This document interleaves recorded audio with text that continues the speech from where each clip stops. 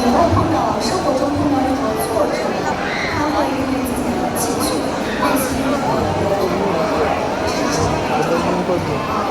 他会遇到挫折的时候，他就会积极的面对过去。然后，如果从能力上，再说从能力上来说，如果拥有这个知识的能力，他在比如说工作上或者是生活学习中，他都可以做到一个很好的成就。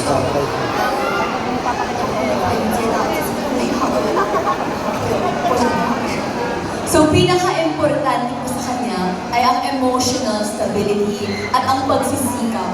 Kung may emotional stability ang isang tao at talagang nag-aaral siya ng mabuti at maging matalino, kung mag-face po siya ng mga challenges sa kinabukasan o maraming mga problema, hindi siya mag-give up. Kayang tuluyin dahil alam niya na stable po siya sa pag-iisip at marami rin siyang natutunan. So yan po yung message na nais ni Linda Walker na i-share sa inyo.